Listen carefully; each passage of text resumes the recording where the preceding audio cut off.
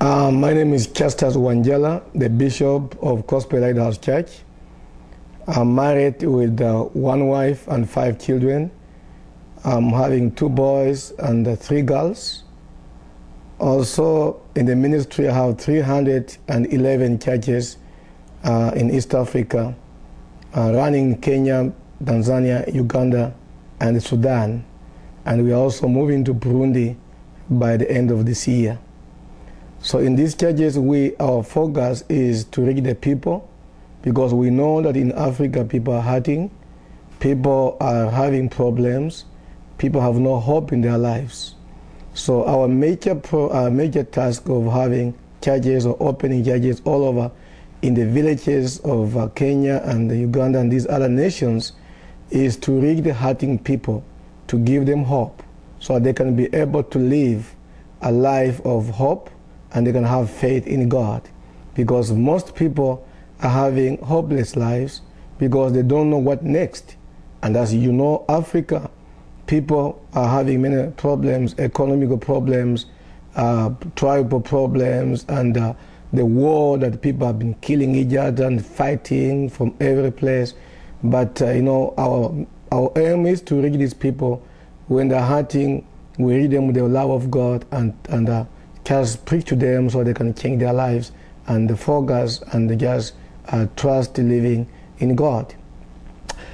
In these areas that we go, we do crusades and we do seminars, and that's how we end up opening churches.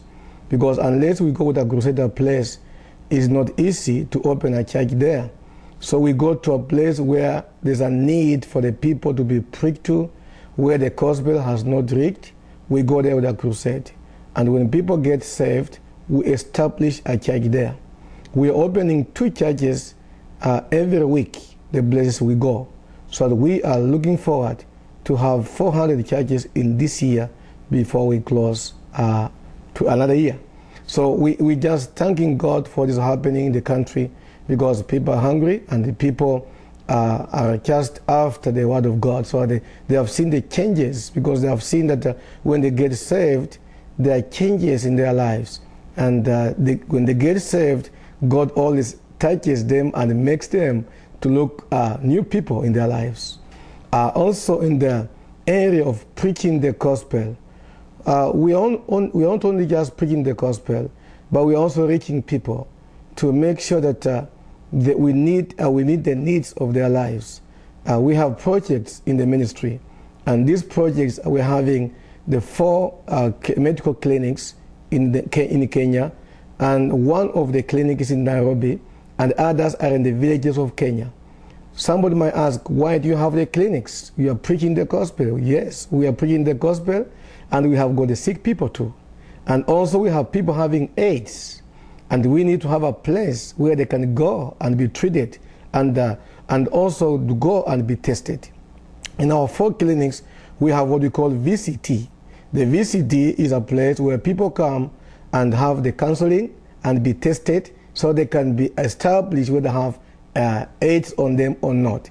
And once they know they have the AIDS, it's our duty as a church to comfort the people, love them, preach to them, and give them hope in their lives, and that they can have the confidence of also trusting God. Because when AIDS was established in Africa, many people were committing suicide. Many people were being rejected from their families. Many people did not move closer to their people because they know they are wrong people, the outcast people, because they have AIDS.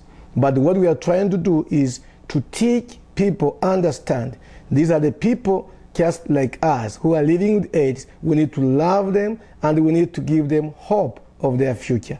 Because what was happening before, people were committing suicide. They were killing themselves after establishing that they have the AIDS on them. Some of them were just killing themselves. Some of them just kill the whole family and forget about themselves. But we thank God that these people, when we establish a VCT, areas of counseling, areas of testing, and the church is becoming a big asset, helping these people to understand where they belong, because God still loves them. We also have the orphanages. You might want to know, why do we have the orphanages? We have the orphanages, one, when people die of AIDS, they leave the children. They are orphans. They have no parents. They have nobody who's taking care of them. We as a church, we have a compassion over these children here. We need to take care of them so that we can have them, they have the future, they have the confidence of their future, because we know that these children are special. They're having a future, they're having a purpose in their lives. And when we take them in the orphanages, we ground them in the Word of God. We feed them, we clothe them, we educate them, so that these children cannot live a hopeless life in the streets. Especially in Nairobi alone, Kenya, we have 200,000 children living on the streets of Nairobi. They have no parents, they have no food, they have no clothing, and they have no schooling. And these children, when they grow big, they become robbers of the city of Nairobi. So we are trying to reduce that in the nation of Kenya by establishing orphanages, by also establishing orphanages whereby we can also treat the children who are affected with AIDS, so that we can also take care of them, feed them with good food, and clothe them, and just love them. And that's what we are doing. So we have 2 orphanages right now, one in Nairobi and another one in the villages, a place called Matunda, on the way to Kitale. So we are taking care of these children. And the orphanage is called Emmanuel Children's Home. That's where we are taking care of these children. And we love doing that. And in one of our orphanages in Nairobi, last week, somebody came and termed there a baby boy of 10 days. And when we went there in the morning, we found that the baby is lying at the doorside. And we didn't know who is the owner. So we took in this baby of 10 days. So we have, now he's 15 days old now in the orphanage. And we are taking care of these situations. And like 4 months ago, we took in the twin baby girls. We took them in because somebody had dumped them somewhere, wanted to kill them, and they didn't die. So we took them in, and we are taking care of them. So we have ages of 5 to 15 days, and we are really taking care of these children here, and we thank God for them. Now, we are also appealing to the friends and brothers and sisters who are willing to partner with us, to stand with us, to work with us, to be a blessing to these children here, to take care. Because, you know, it's not easy to take care of the orphans. They are not your children. Besides that, you have your own children, so you're having other children that are taking care. And, you know, as you know, the economy is not enough for us to be, is not allowing us to take care of these kids here.